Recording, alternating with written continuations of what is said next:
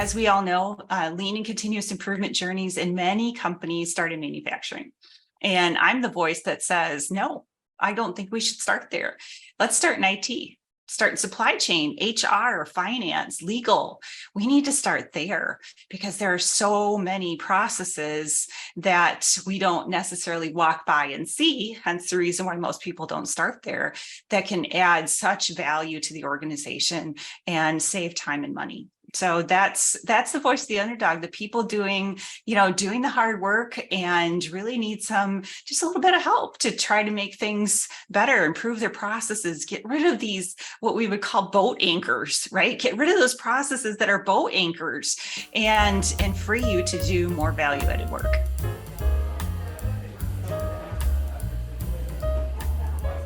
Hey everybody, I'm Elisabeth Swan.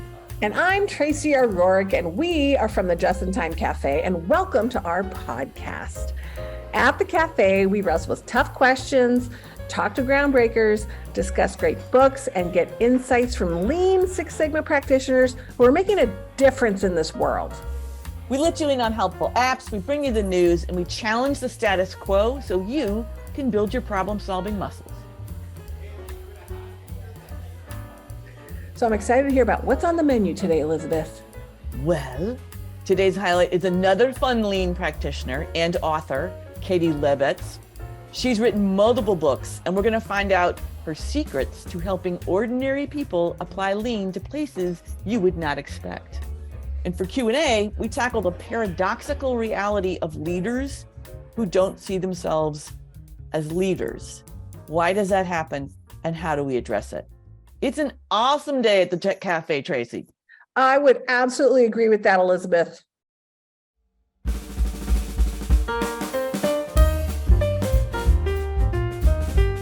First up, we discuss the issue of people not seeing themselves as leaders. This obviously relates to my recent book release, Picture Yourself a Leader, but it's something I didn't expect. The most surprising example was from a friend of mine. She said she didn't see herself as a leader, and I was totally taken aback. She's been an incredible leader since I met her when I was 18 years old.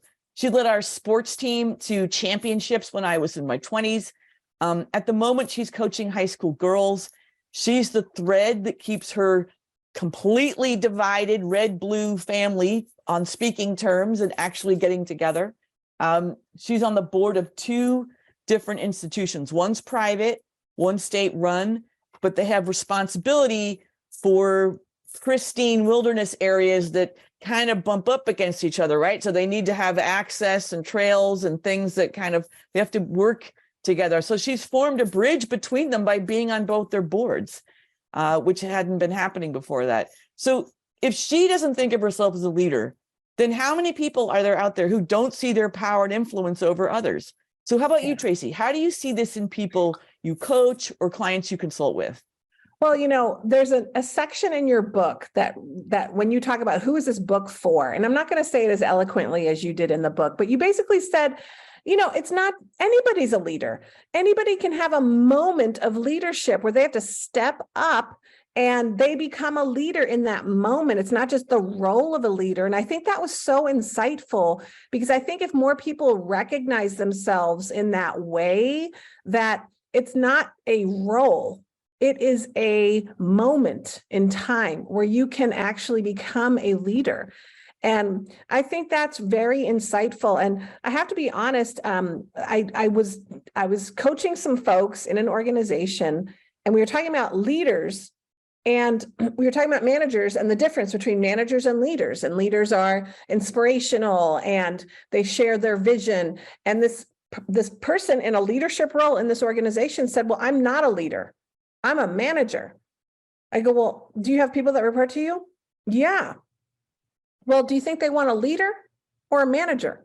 Right. And so we had a discussion because he didn't see himself as a leader. And he felt like everything we were talking about in the class was for the people that were above him. But he was sort of excluded from those responsibilities. And it really made my head go sideways.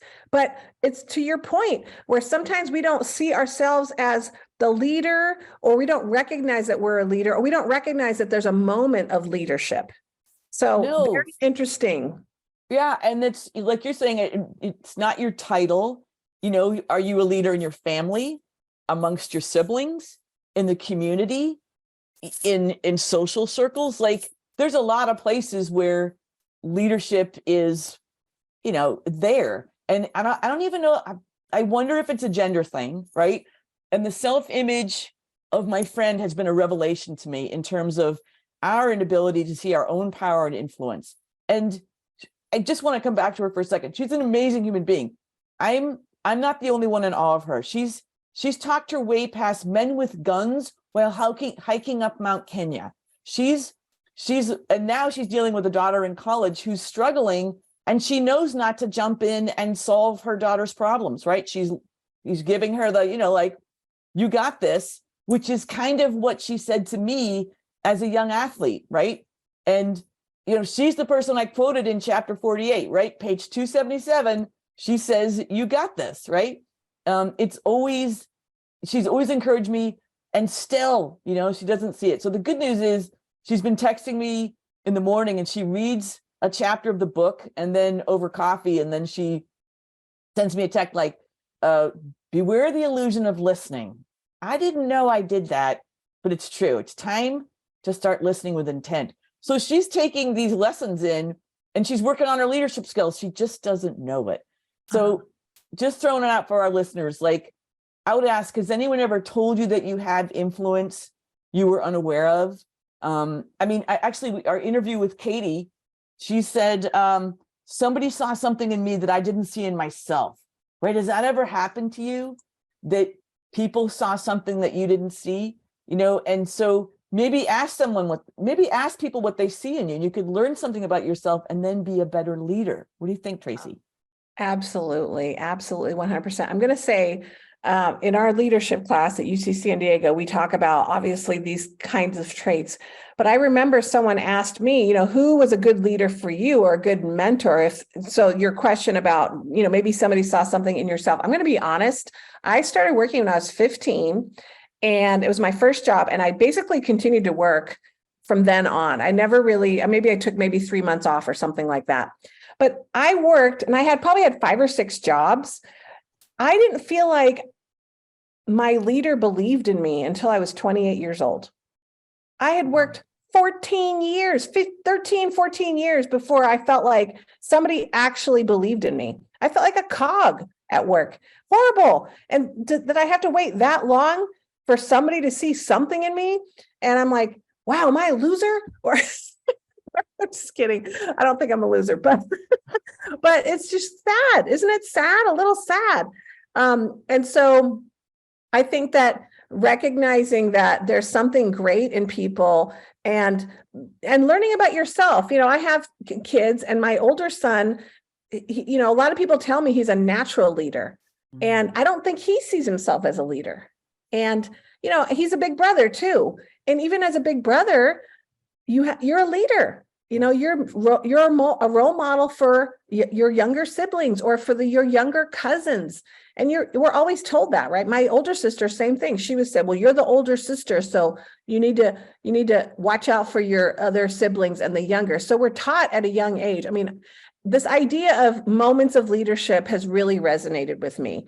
And, you know, if we really recognize that we're all leaders at some point, and it's not a role or a position. Well said. I'm Tracy O'Rourke, and you're listening to the Just in Time Cafe podcast. We host these monthly. So you can go to www.jitcafe, that's jitcafe.com, and go to our podcast page. Coming up next, it's our featured guest section starring Katie Labedz, author of How to Improve Absolutely Anything, Continuous Improvement in Your Home, Office, and Family Life, and How to Improve Absolutely Every Process, Kaizen for Process Improvement and Fun. So let me tell you a little bit about Katie. Katie Labedz is the president, CEO of Learning to Lean. Love that name. Learning to Lean helps companies to embrace the concepts of continuous improvement, leading to revolutionary results. Katie is a certified Lean Six Sigma Master Black Belt. She also has her PMP, her Project Management Professional Certificate. She's also certified Emotional Intelligence Coach and a sought-after keynote speaker. And she's been practicing Lean, Six Sigma, and project management concepts for over 20 years. And she's the epitome of perseverance. She's also authored 2 books, as we talked about earlier. And you can reach Katie on LinkedIn via her website, www.learningtolean.training, or her email, info@learningtolean.training.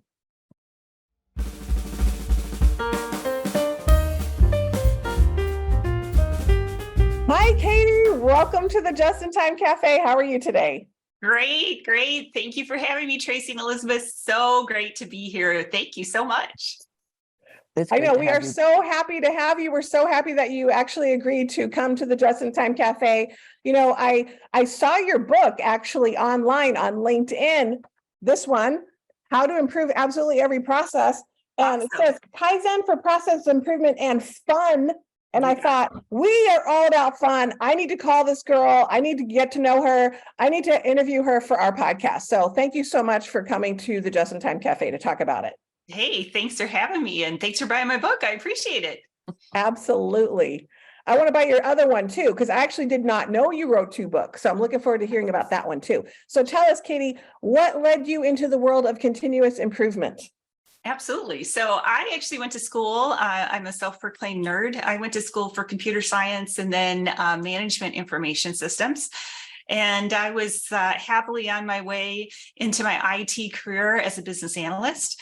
And at some point in my career, I had my operations manager and my materials manager tap me on the shoulder and say, I think you need to go for this green belt training. And I said, no, thanks. I'm not really interested. I've done enough math, right? Anybody that knows if you go for a computer science or MIS degree, you do a lot of math and a lot of statistics. And thank goodness those 2 gentlemen saw something in me that I didn't see in myself. So I went through and got my green belt. And then I was able to negotiate and got my black belt and then progressed onto my master black belt. So changed the trajectory and course of my career. Now, did you want to get your green belt? No. I didn't want to get my green belt. I had no idea what they were talking about, quite actually. It was something new for the company. I was working for Jabil at the time, and it was something new for the company. And I really had no desire to do it.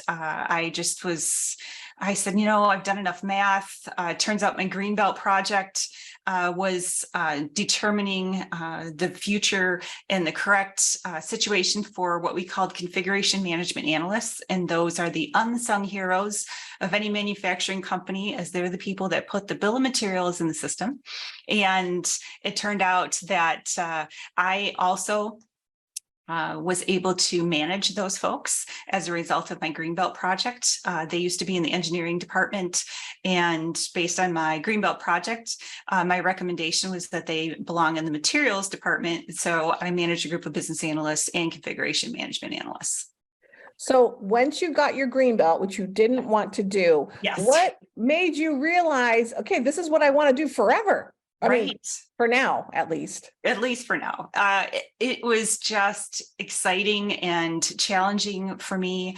I think I come from a household. My parents are very organized. My mom was a school admin assistant for many years. And so she was always very organized. And the concepts within the Greenbelt class really just resonated with me. And I thought, I mean, can you imagine having a job where you just help people make things better, right? We improve processes. And it also was exciting to me because it was all about data.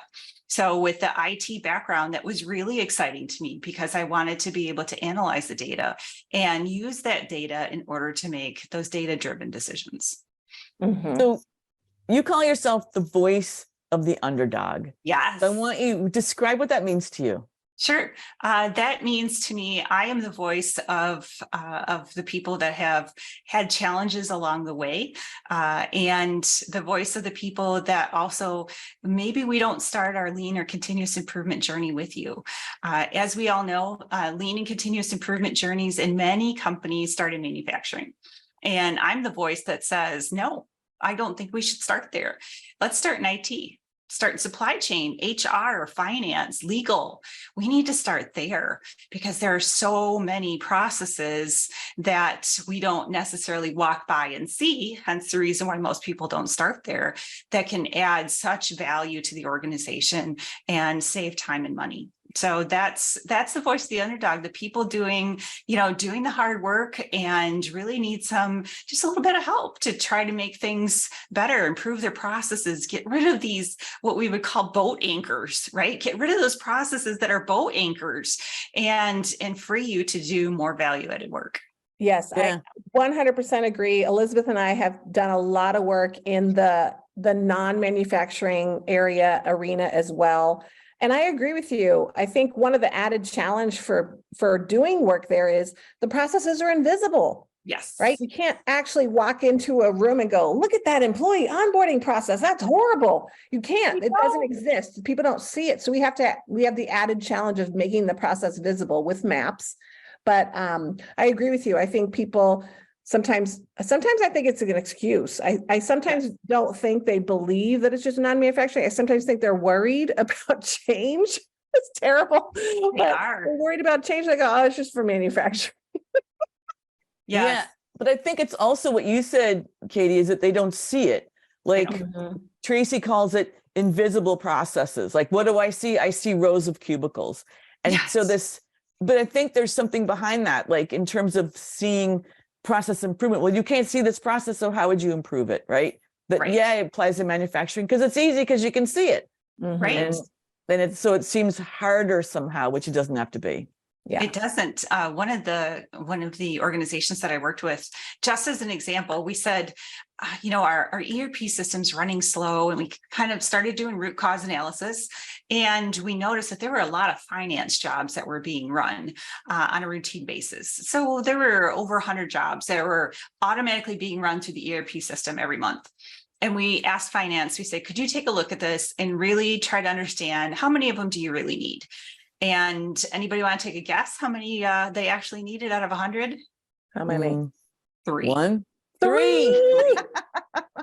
And it happens, right? So there's the invisible process, right? And it's impacting IT. It's impacting our ability to be able to provide that ERP service at a speed that we would all appreciate. And finance said, it's been over the years where people like, oh, we need this report. Oh, we need that report. And then you set it and forget it. And then you have situations where you have over 100 reports being run automatically on a monthly basis, and you actually only need 3. Yeah. So, there's many opportunities like that, from HR, from, like you said, onboarding or recruiting or college internship process, to, again, finance, to supply chain. My black belt project was a supply chain project. So, it's everywhere. And I've been really blessed to be able to work with a wide variety of industries across a wide variety of markets and service centers and manufacturing. Yes. So tell us, Katie, what inspired you to write your first book? What is your book called? I know you have one there. Show us what it looks like. Yes. Absolutely. It's called How to Improve Absolutely Anything. So continuous improvement for your work and family life. And what inspired me was going to meet with clients, and they would say, do you have a book that you would recommend? What book should I read before your class? And there's a wide variety of books out there, but I didn't feel that any really talk to people in the voice or in the manner in which I instruct. And so I said, you know what, I'm just going to write my own. I have all this information, 20 years of information in my head, and I really want to get this down on paper and have it, as I tell people, it's the voice in my head that is speaking to you. So it is written in a manner in which is conversational. It's just like I speak. And I wanted people to be able to relate to it. And especially those people that I don't get to see in person, right? That they can pick that book up and say, hey, how can I make my life a little bit better?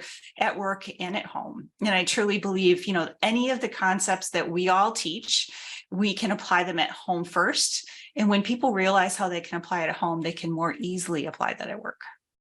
I agree. That's exactly what I do with my UCSD Greenbelt class is, it's a public course. So they're from all different industries, education, government, retail, airplanes, all kinds of things. And so we put them in breakout groups, and the universal thing is what waste do you see at home? Yes. And then they could talk about breakout groups because we all have homes and we all have areas that we live and there's waste there. So it also helps people realize it's not just work. You're not applying lean principles only at work. It's a way of thinking, and you really want to think this way, not just think this way at work. And it can be really helpful for people to recognize some of the waste that they see. So what's some of your favorite examples of applying lean at home? Absolutely. One of my favorite examples that resonates with many people is about car keys and where you place your car keys and if you lose your car keys. So we use a carabiner system here. I use blue carabiners for my vehicle. My husband used a red carabiner for his. So we have visual management going on. Those carabiners are always hooked to my purse, my backpack, your belt loop, right? So we always know where the keys are.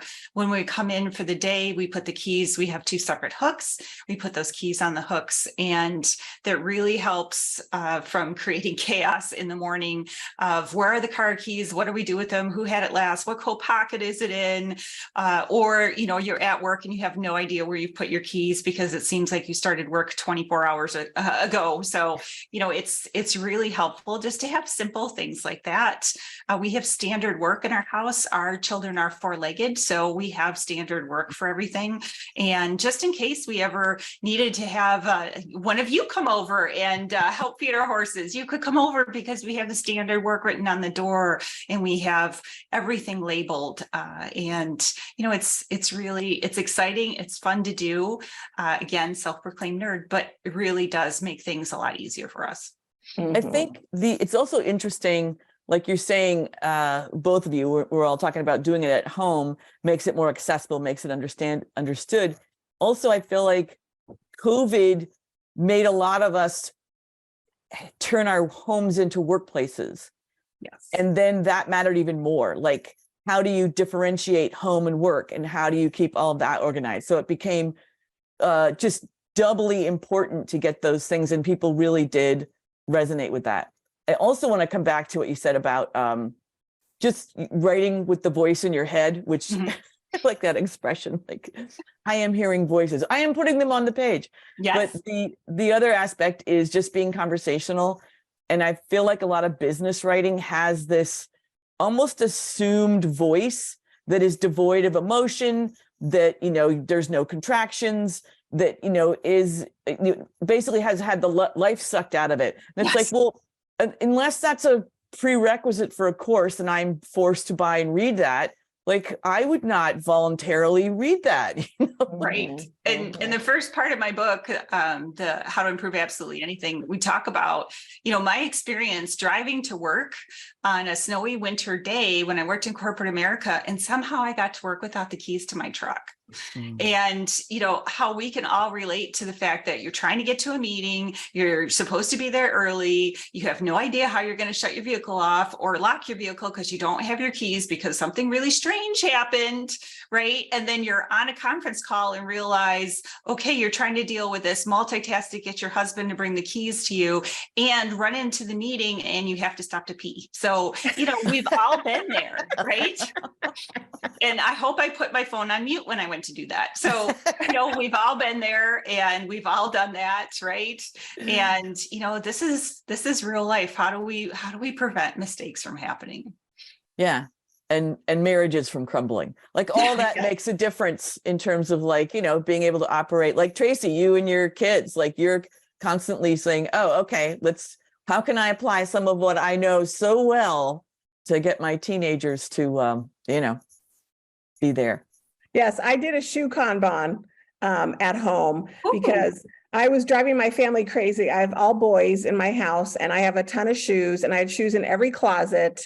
And I realized that I really needed to do something about that because they were just mad. but it was also because my feet started to become more discerning about the shoes that I would wear. I get And that. my feet were starting to win more of the decisions that no, you will not wear those shoes. My heart wanted to wear the high heels, and my feet were like, you ain't wearing those.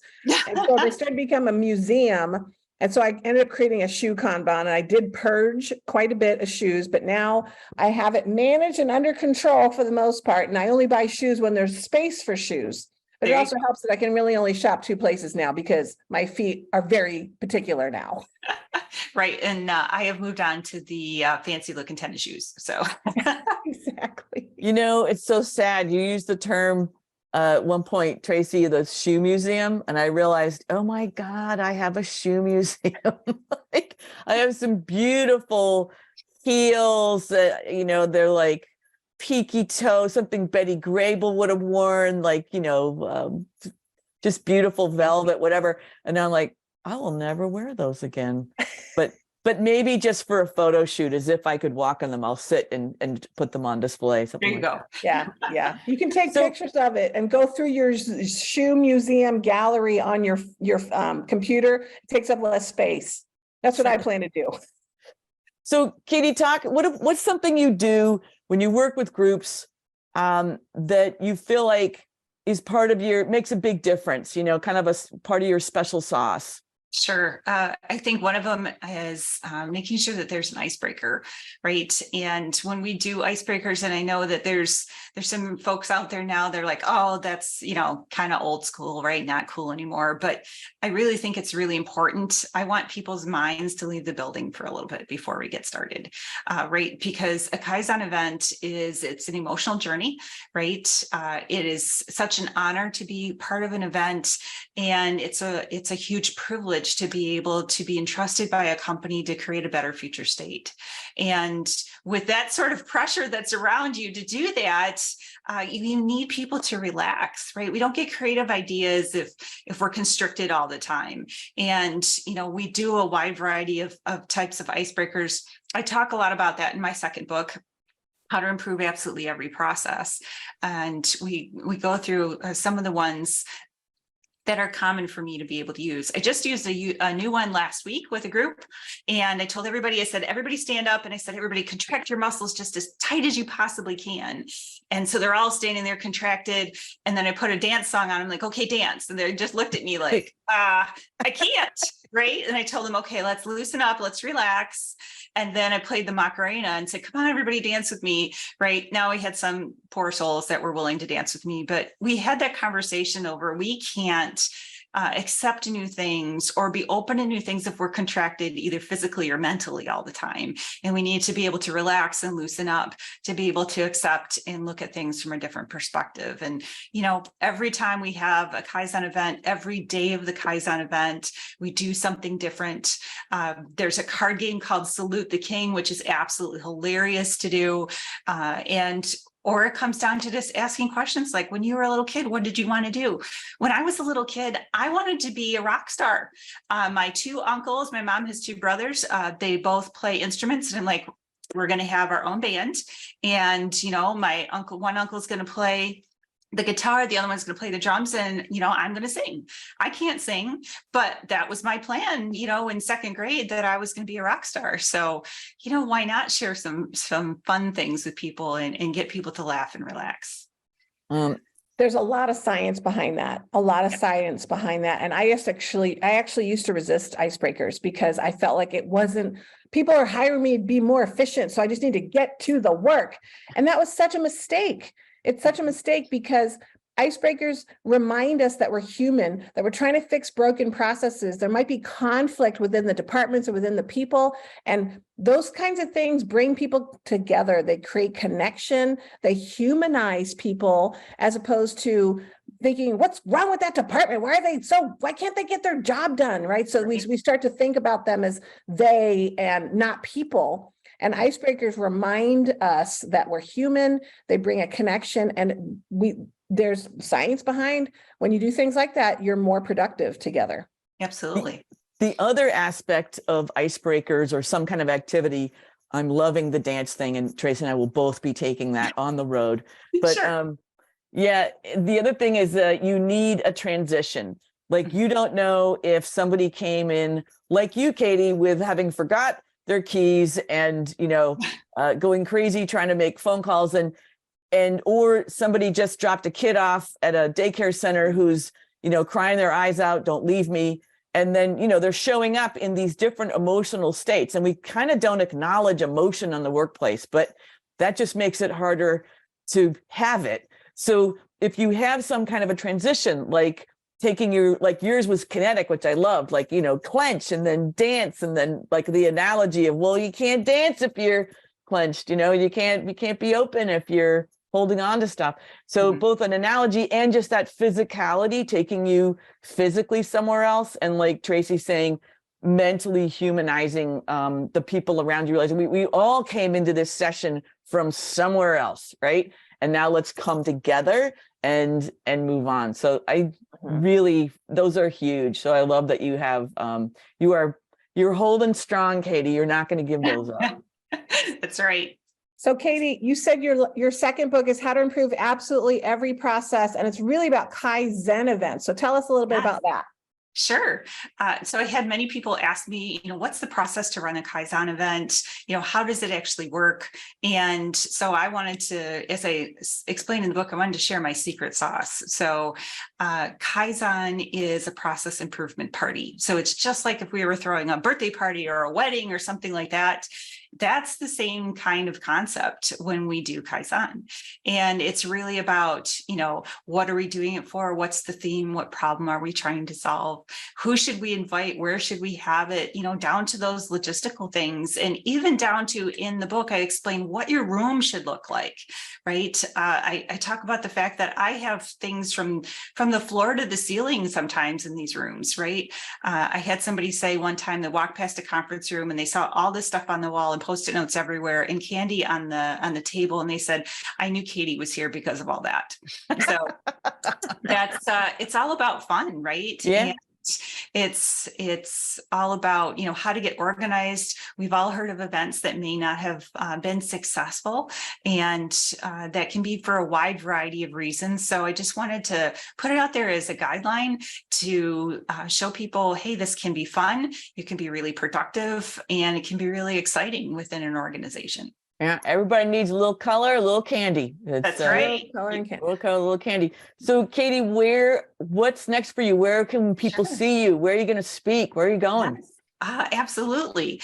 So in July, I actually have two conferences I'm speaking at. So the Lean Frontiers Conference for Lean Leadership is the week of July 16th, 17th, and 18th. That's in Orlando. So I just moved here 10 years ago from Florida. So I'm kind of going back there.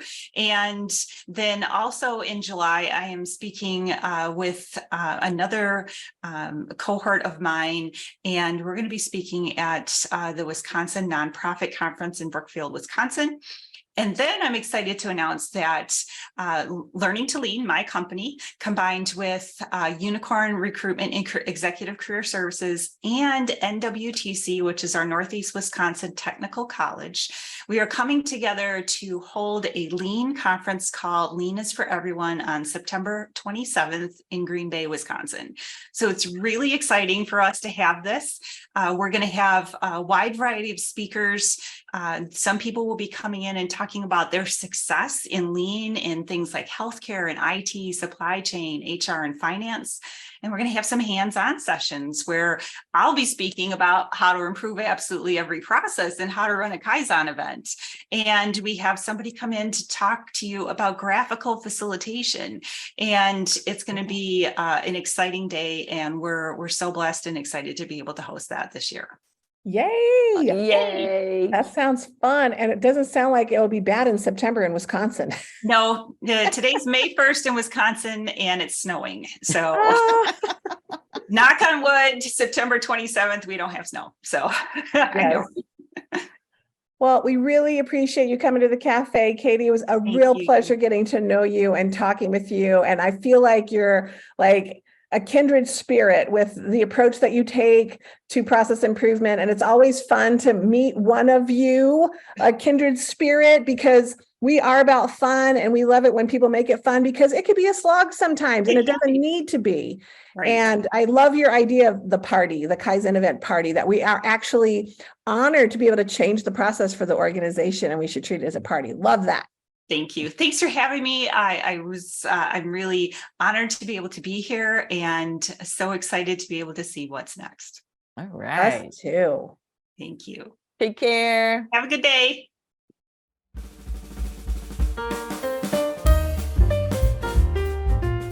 Be sure to register for our Thursday, May 25th webinar featuring one of our favorite colleagues, author Dr. Cindy Young, titled How to Use Knowledge Management for Organizational Good. Knowledge management is so aligned with process improvement, but I feel like not a lot of people know exactly what that is unless you've been in the industry. So, ever been the person your organization relies on to take notes at important meetings because you're familiar with all the players, the terminology, and the current state of initiatives and problems? Aren't you tired of being overlooked? Knowledge management can help you be seen and become part of the problem solving instead of the note taking. So come learn about human-centric knowledge management, how to improve your use of knowledge, and how to use knowledge management to empower employees and reduce or eliminate silos in your organization. And if you're looking for guidance on becoming better at lean cultural transformation, come join Tracy and me for our interactive course at UC San Diego, Lean Six Sigma Leadership, starting this August. And be sure to check out Baby Got Tools, Tracy's new hit lean parody rap video. It will pump you up to crush waste. And have you ordered Elisabeth's book yet? Be sure to get a copy of Picture Yourself a Leader, because you are the one, whether you know it or not. All the links are below. Stay tuned for all the news by joining our community at thejitcafe.com. That's JITCAFE.com. We always enjoy your company. Thanks for coming to the cafe. And join us next month and every month for your jolt of lean caffeine.